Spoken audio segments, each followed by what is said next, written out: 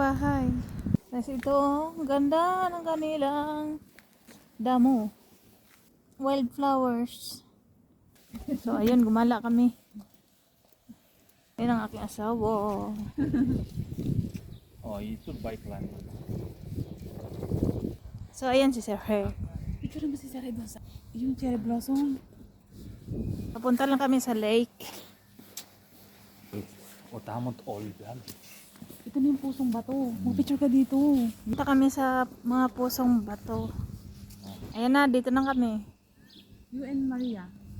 So, ayan ang lugar dito. Lovers Bridge. Ah, Yes. so, ayan ang aking mga companion. Hello, tayo sa Lovers Bridge. Oh, ayan ha. Ayan pala, oo. Ito yung lover stone.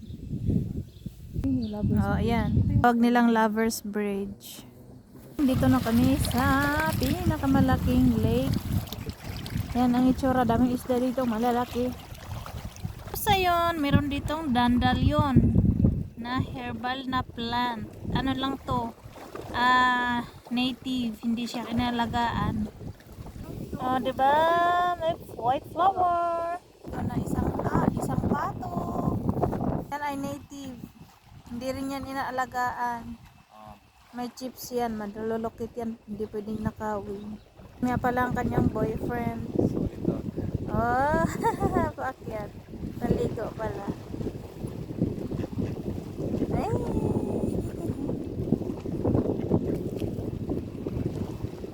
Ay, hindi sila takot sa amin.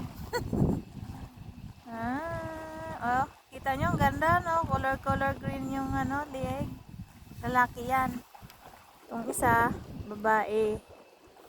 Huli ng aking asawa, hindi mahuli. Ayaw lumapit, walang pagkain. Itong stainless na hagdan. Pag may swimming na. Tapos meron dito mga basurahan, no? Yan, mga flower na maliliit.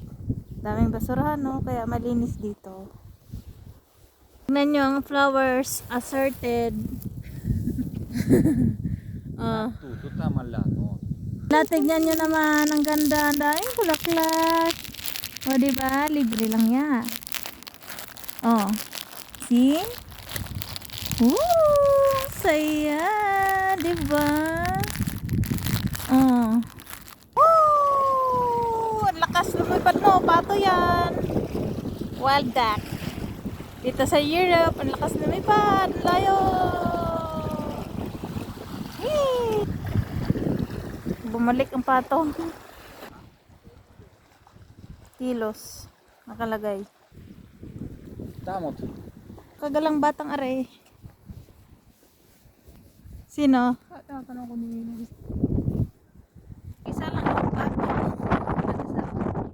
May ibon na kulay itim. Lilipad na yan. You see? Bird. Color black. Ang tamot ipan man. Water bird pala to, may.